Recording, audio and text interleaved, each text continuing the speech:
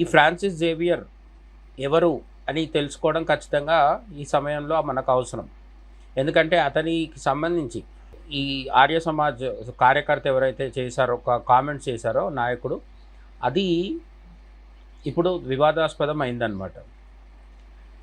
ఈ Francis Xavier అనే ఆయన ఒక పోర్చుగీస్ దేశానికి సంబంధించిన క్రైస్తవ మత ప్రచారకుడు.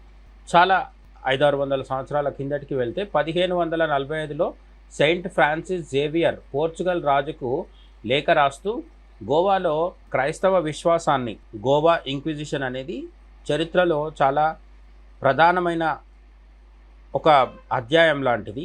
భారతదేశ చరిత్రలో మన స్వతంత్ర పోరాటం మొత్తం బ్రిటిషర్లకు వ్యతిరేకంగా జరిగిందని మనం చదువుకుంటూ ఉంటాం. అయితే గోవా చరిత్ర చూస్తే గోవాను ఆక్రమించుకొని, అంటే 1947లో మనకు స్వతంత్రం వచ్చిన తర్వాత కూడా అనేక దశాబ్దాల పాటు గోవాని పోర్చుగీస్ దేశం తన పట్టులో ఉంచుకుంది.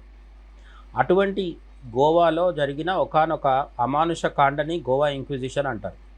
ఈ గోవా ఇంక్విజిషన్ అమలు చేయాలి, ఏర్పాటు చేయాలి అని పోర్చుగల్ రాజుకు సెయింట్ ఫ్రాన్సిస్ జేవియర్ అనే ఆయన 1545లో ఒక లేఖ రాస్తాడు.